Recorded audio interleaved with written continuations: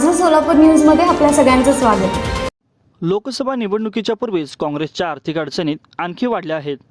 आयकर विभागाने काँग्रेस पक्षाला 1700 कोटींची नोटीस पाठवली असून याआधी दिल्ली हायकोर्टाने काँग्रेसची याचिका देखील फेटाळली होती। यामुळे आता लोकसभा निवडणुकीच्या सर्वात जुन्या पक्षाची आर्थिक चिंता वाढली आहे। आयकर विभागाची नवीन मागणी 2017-18 ते 2020-21 साठी आहे।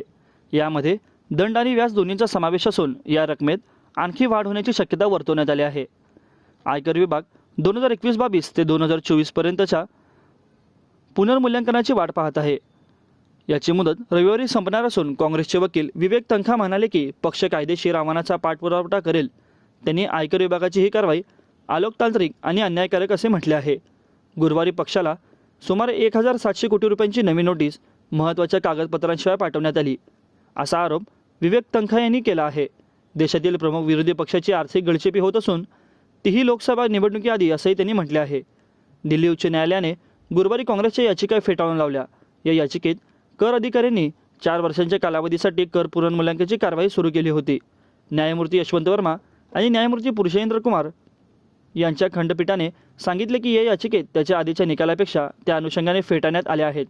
आणखी एका वर्षासाठी पुनर्मूल्यांकन सुरू करण्यात हस्तक्षेप करण्यास नकार दिला असून सध्याची बाब 2017 ते 2021 या वर्षातील मूल्यांकनाशी संबंधित आहे।